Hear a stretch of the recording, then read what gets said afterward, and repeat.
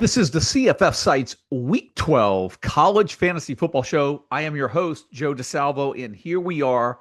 Week 12 is here. For some, we're in the College Fantasy Football Playoffs. If you play in a league that has 3 rounds of playoffs, you are starting first round this weekend. If not, you are in the final week of your college fantasy football regular season in head-to-head formats in which 4 teams advance to the playoffs. So, long story short, very important week in the world of college fantasy football. And let me just kind of jump off by saying this real quick. Over the next 2 weeks, we are prioritizing trying to get out the projections, trying to get out the rankings, all of the content as soon as we possibly can, with so much on the line for you guys in your leagues. What does that mean? That means most likely an abbreviated show next week, if I even decide to do one at all. It's all going to be about getting the content out, the rankings and the projections as early as possible next week. We've done a good job of that the last couple of weeks, but what has been very helpful is the amount of buys. 30 plus teams on buys each of the past 2 weeks. That starts to level out over the next couple of weeks where more teams are playing. And then, of course, in week 14, the championship week, there's not many buys at all. And it's also the week of Thanksgiving, so it's going to be an abbreviated week. So the week of Thanksgiving, you're probably not going to get that week week 13 waiver wire. You're not going to get, I'm not going to do a show the week of Thanksgiving. It's all about trying to get out the rankings and the projections as early in the week as possible as you guys close off your seasons and go into that championship week. So over the next couple of weeks, what you're looking at is maybe I do an abbreviated show. Notes and observations will probably be abbreviated at best this week, and you probably will not get a notes and observations going into week 14, and we're not going to do a show going into week 14. It's all about getting projections, getting rankings, and Mike getting his DFS content for that Thanksgiving, for that short week. So that's really the agenda for facing us the next couple of weeks. Now, where do we stand this week? And first of all, I've got to give a shout out to the 4-in-1 Super Fantasy League, because we're coming down to the wire now. We are getting into the final round of a bunch of these leagues. So let's just start with the Eliminator, where we have 14 teams remaining after this week. We'll be down to 8. And then after week 13, we'll be down to 4, in which the top 2 will be first and second place in the Eliminator. Let me run off those teams real quick. 14 teams left. Remember, this started with 82 teams back in week 5 when the Eliminator started. Here's your final 14. BJ Urso, Blackbeard's Delight, CK Johnson 77, Cough Bulls, CTT 8710, Huffs Fighting Irish, Love Two Lins, M. Benji 23, ND Base 2001, Rand University, Rebel Nut, Scared Gopher, Silver Bullets, and Tri-Spoke. A lot of you guys, look, I recognize a lot of those names. A lot of guys that have been in it year in, year out.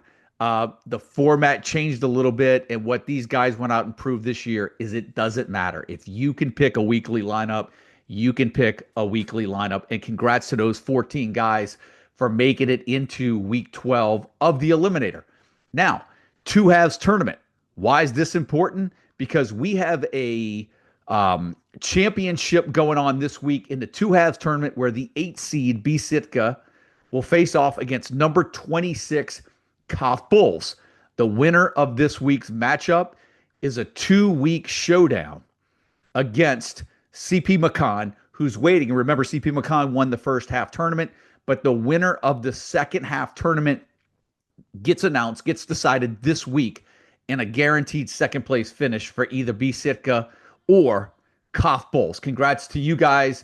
Good luck this weekend. And then, of course, we go over to the head-to-head tournament, where we're down to the final 4. Week 11, week 12 is the semifinal week, and it's a 2-week semifinal. BJ Urso leads Tri-Spoke by about 15 points going into the second week matchup. And in the bottom half of the bracket, P. Foschan, plays M Benji 23. M Benji 23 with about a 67-point cushion going into this week. So look, good luck to you guys. Um, one full week to go before we end up with the championship matchup, but we'll find out at the end of this week who's guaranteed to be in the top two spots. So, and as we go through the total points, right? Because that's important. ND Base carries the overall lead through 12 weeks over B. Sitka, sitting in second place, leading him by 7 points.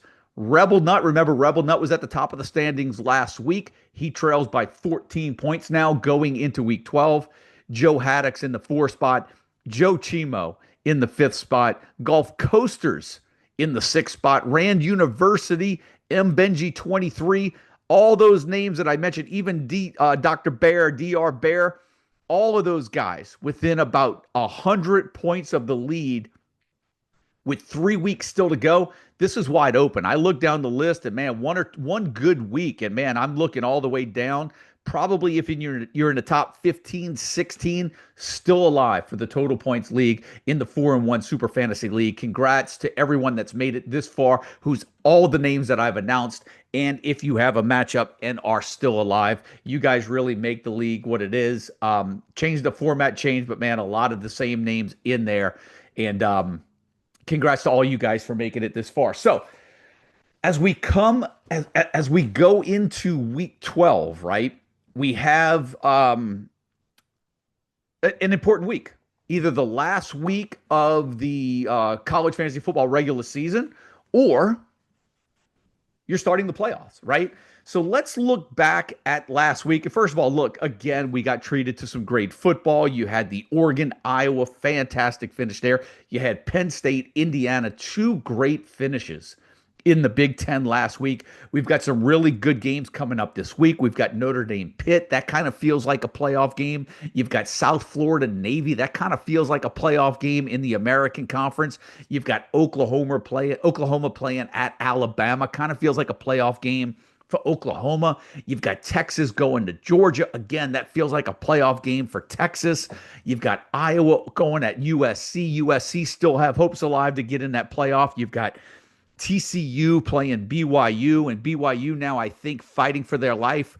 Can't really afford another loss in the Big 12. And then you've got Mountain West. You've got Boise State playing San Diego State for what's probably the top spot in the Mountain West Conference right now. Curious to see how that rolls out after San Diego State just got it handed to them by Hawaii last week. But great football last weekend. We've been spoiled. It's been a tremendous year. We've got another good slate of games coming up this weekend, but let's get into the college fantasy football part of it. Some of my takes, some of my observations as we come out of last week, as we head into the final 3 weeks of the season. Again, I'm going to kind of go in order of the games last week and just give you my thoughts on where I'm at. And look, here's the thing. We're going to start off at South Florida. They had that midweek game last week. Byron Brown didn't really even see the field into the second quarter last week because strange series of events basically kept the South Florida defense on the field for all of the first quarter. 2 first quarter touchdowns by the South Florida defense. I would say, considering that Byron Brown hardly played in the first quarter and South Florida raced out to such a big lead, I think you have to really feel fortunate if you had Byron Brown that you got as many points as you did last week. And now all of a sudden they get Navy this week. And look, here's the thing. You know, I see this all the time. It kind of shows up in the Discord, and I get guys saying, I see the messages all the time. You know, this kind of breaks my philosophy on starting guys against naval academies, but like nobody really says that when their players do well against against the academies. But when their players bomb, it's kind of like, oh, I knew I shouldn't have started. I went against my philosophy and started a guy against an. Look, Air Force has one of the worst defenses in college football. Navy's defense really isn't much better. You're not starting Byron Brown because they're playing an academy. That's just the way that it's going to go. I mean, sometimes it happens. Sometimes it's a bad break and sometimes not. Like nobody says, oh, well, I shouldn't have started Jeremiah Smith this weekend because he was playing just a regular team, right? Like, I feel like it's an excuse sometimes that guys don't want to play start their players against the academies because I think they think like it's just the 10 years ago where those academies just grinded out and use all of the clock. Well, yeah, but they're running at a faster pace now. They're scoring a little bit more. They're throwing the ball a little bit more, even Air Force with Liam Zarka, right? You can't be afraid to start players against an academy because the academy defenses have proven to be not that good this year. If you don't score against the academies, I think you just got a little bit of bad luck. I don't think you can really go into a matchup saying I can't start a guy against an academy. It breaks my right. This isn't 15 years ago, right? The academies play faster. They're giving up more points. And I think you're going to see that this weekend. I don't know why Byron Brown would have any trouble scoring against Navy. He hasn't really had trouble scoring against anyone this year. You start Byron Brown with confidence, and I'd really kind of be curious if somebody's really benching him because they're playing against an academy, right? Now, let's go to USC because they had that game. I think it was Friday night. I projected a bounce back game from Makai Lemon. Remember, he had some bad matchups before. This time, USC gets Iowa. Iowa, a pretty good defense, but I think USC, I think they get them at home this weekend. I'm not afraid to start Makai Lemon this week. I do think that USC is going to have some success on the passing the ball and moving the ball. Even when you're talking about King Miller as well, I think he's not going to have a lot of problems run. Will he get 150 yards? No, but I do think you have to start your USC players, Makai Lemon for sure at wide receiver. I just think it's one of those things. Home game, USC really needs to lean on those guys. I don't think unless you really have a lot of depth at receiver, I think you've got to start Makai Lemon. Now, let's go over to Texas Tech. A couple of observations from this game. One, Texas Tech's defense is very solid, right? Two, they need to be very solid. Baron Morton looks like he's playing on a flat tire, right? We already know that they lost their backup quarterback, right? Will Hammond for the year. Baron Morton's playing with a flat tire. They cannot afford for Baron Morton to get hurt because right now Texas Tech looks like the best team in the Big 12. I think what Texas Tech is really got to worry about more than anything is making the college football playoff. And the biggest fear is losing Baron Morton before they enter the playoffs and he get injured. What does that mean? I think you're going to see a heavy dose of Cameron Dickey and Jacoby Williams. I think if you have either of those two guys, I think you have to take a chance in some leagues, depending on the depth of the league. I think you've got to take a chance on those guys this week because you. I don't think they can afford to let Baron Morton just be a target in the pocket. They cannot afford for him to take one bad hit. I do think he's going to make some of those vertical throws down the sideline, which I think plays in the hands of Caleb Douglas. I think they'll try to get the ball out of his hands early if the ball's in the middle of the field. Maybe Terrence Carter, maybe Jacoby Williams out the backfield, Coy Eakin as well. But I think you're going to see a heavy dose of running from Texas Tech this weekend. Now, over on the BYU side, and I think this is real, and this is a real interesting take because I've been really impressed by Bear Backmeyer all season. I think he's been very solid. I think he could be even a solid option this week. But it's real interesting because a lot of people thought, or I remember seeing comments earlier on in the year how BYU didn't lose anything, letting go of Jake Ratzlaff and holding on to Bear Backmeyer. I'll tell you this is just honest assessment from last weekend. Bear Backmeyer didn't look like he was really ready for that type of game, right? The game felt a little too big for Bear Backmeyer. Learning experience, sure. But boy, I look at that saying maybe they could have afforded to have Jake Ratzlaff in that situation right there, right? So just an observation for me, BYU's defense I think is very good. I think BYU needs to run the table to get to have a shot at the college football playoff. It'll be interesting if something happens down the line and they get another shot at Texas Tech. I thought BYU kind of dug themselves in a hole early on in the game. The defense did a lot, but their offense couldn't really do anything. And in my opinion, yes, Texas Tech's defense looked really good. It just looked like the game was a little bit too big for freshman quarterback Bear Backmeyer. Now, Let's go over to Mississippi State because now I think we're starting to get into some interesting scenarios now within college fantasy football. You had Blake Shapen that left the game, right? You had Kamario Taylor that came in. I think he led two scoring drives there at the end of the game. Mississippi State in a situation where they're sitting on 5 wins. They have a game at Missouri and a game remaining against Ole Miss to become bowl eligible. Do they lean on Blake Shapen and his experience? Do they give Kamario Taylor a shot? Do they try to mix it up and play the hot hand? I think you've got to stay away from Mississippi State quarterback right now if you're going into this week in that type of format where you're using Mississippi State quarterbacks, right?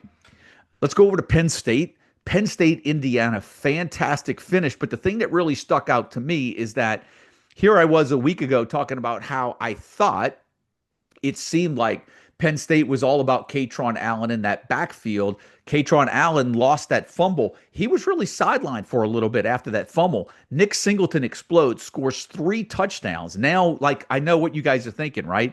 You go into this weekend's matchup against Michigan State. What do we really expect? Is it going to be Singleton? Is it going to be Katron Allen? Here's what I feel.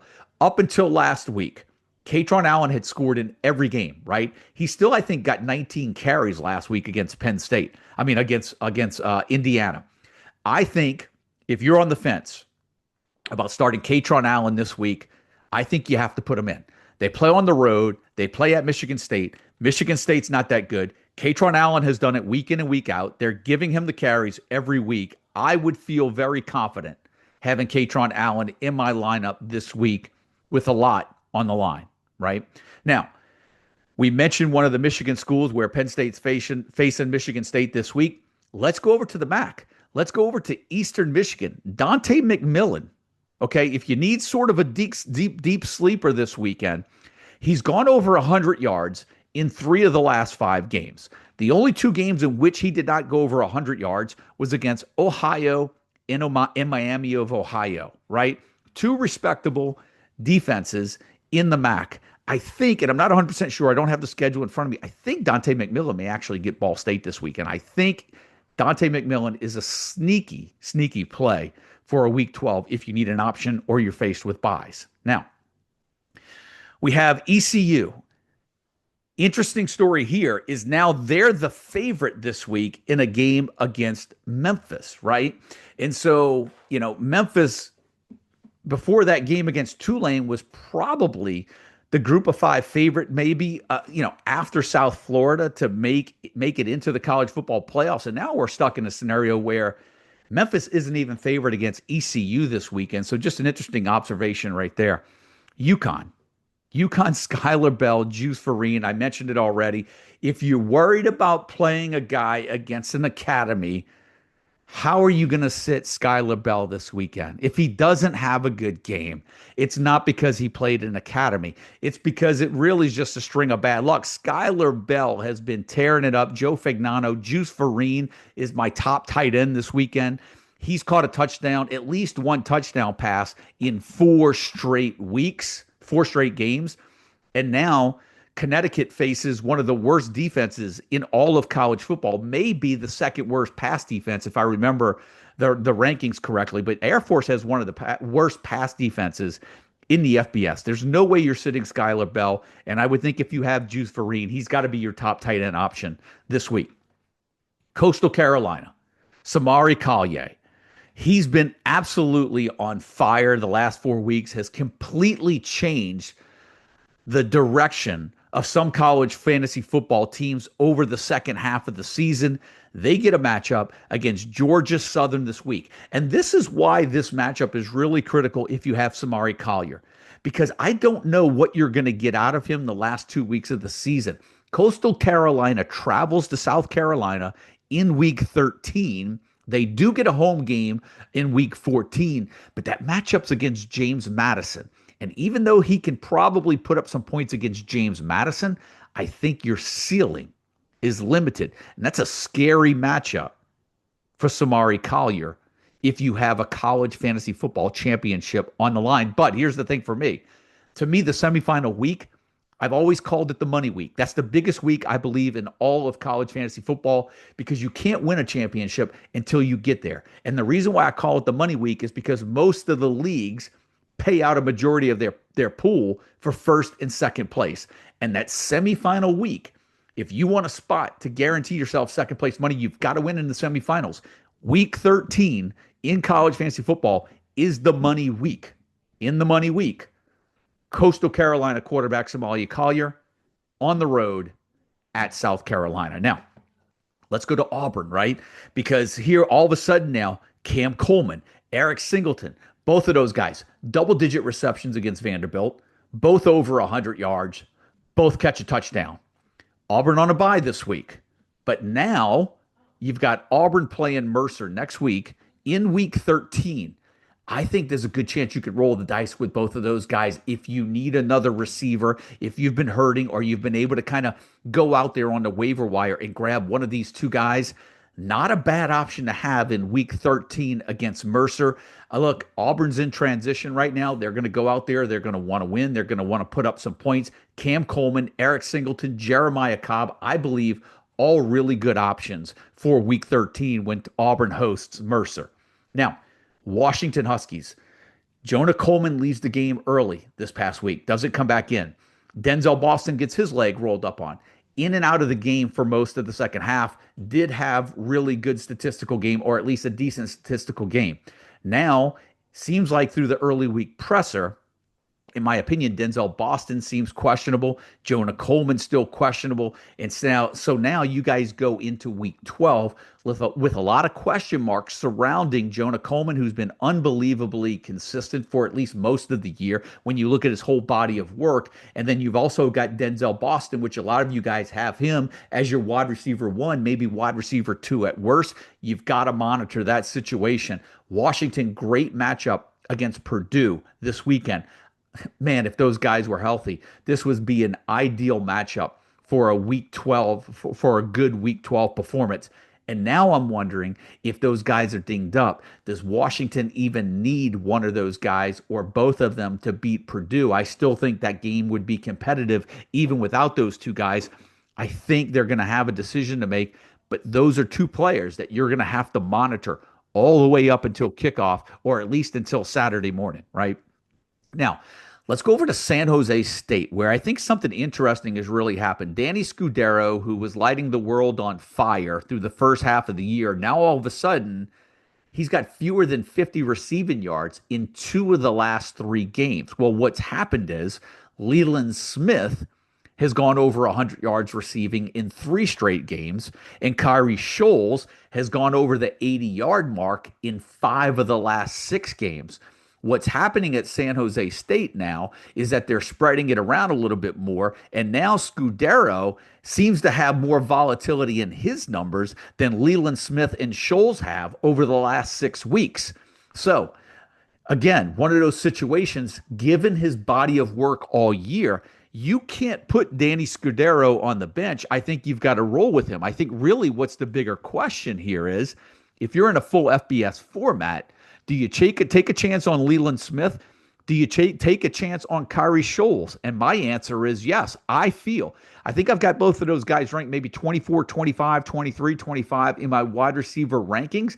I think given the ceiling that those guys have shown that they can produce this year, if you're going to get 80 yards and a possible touchdown and 5 or 6 receptions from Kyrie Scholes, that's worth a start. If you're going to get another 100-yard performance from Leland Smith with a chance to get in the end zone, you're going to give him a start. I think we're going to see 3 San Jose State receivers in a lot of formats possibly being started by fantasy owners this week. Now, when you look at quarterback Walker Eget, right? I mean, you've got to think he's going to go over 300 yards. But if you're playing in leagues that penalize for interceptions, that's your biggest sticking point with Eget, is that he's got to stay away from the turnover. But it almost feels like he's automatic for 300 yards with those receivers this year.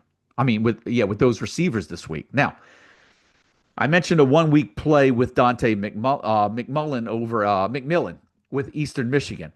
We've got to turn some attention to Kentucky now, because Kentucky gets Tennessee Tech, and I think Tennessee Tech is I think Tennessee, it's either Tennessee Tech. Yeah, Tennessee Tech, I believe, has a pretty good record. They may even be undefeated, right? Again, they're playing against an FBS school here. I think Kentucky's still going to handle them really well, but I think this is a really good spot for running back Seth McGowan. He went 22, 92, and 2 last week against Florida. Tennessee Tech is at least a decent FCS opponent. And I think Seth McGowan could have a really big week this week and could be the difference maker in a lot of games this week if you're willing to take the chance on him. Then we go over to LSU. Very similar situation to Mississippi State, where you've got Garrett Nussmeier, you've got Van Buren, and it's like they're playing Arkansas. Do they play both guys? It seems like they're going to rotate some guys in and out there. Here's the thing, you know, LSU gets Arkansas, they get Western Kentucky, they go on the road at Oklahoma. I don't think you're really leaning on an LSU quarterback from here on out anyway, given the schedule, unless they decide, okay, if they decide they're going to shut Nussmeier down, maybe Van Buren is an option against Western Kentucky because the LSU offense and the run game really hasn't come alive anyway. But given what we've seen from the LSU offense right now, I just don't think that there's a player on offense that you can trust in your lineup except possibly Damian Ramos, the kicker, right now, right? We go over to Nebraska, where Dylan Raiola was lost for the year, and we know that Emmett Johnson is just going to get a ton of touches in that Nebraska offense, right? Now, here's what I would tell you.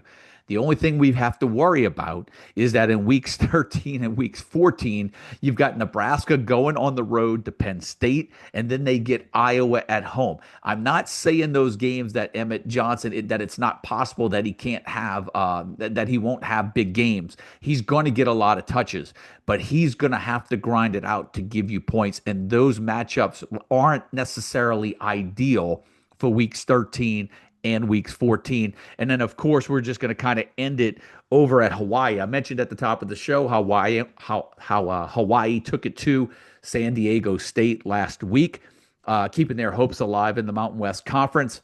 But look, you've just got Jackson Harris, right? When we talk about Skylar Bell, we talk about Jeremiah Smith. When you look to see what Jackson Harris has done, 5 straight 100-plus yard receiving games. He's caught 2 touchdowns in 4 of the last 5 games, totaling 8 touchdowns in that 5-game stretch. Jackson Harris, right now, arguably one of the 4 top receivers in all college fantasy football as we end out the year. And that's going to take us through the week 11 games as we go into week 12. One of the biggest weeks in college fantasy football, the playoffs starting for some of you guys, the regular season winding down this week for others. Either way, all of the games this week are important. So there we go. And as I mentioned at the beginning of the show, probably condensed notes and observations. And it looks like we'll probably have a condensed show next week if we do one at all. If we do one at all, we want to get the projections and we want to get the rankings up there for you guys. Definitely will not have the notes and observations following week 13, that Thanksgiving weekend. We definitely won't have a show. And here's the other thing, too.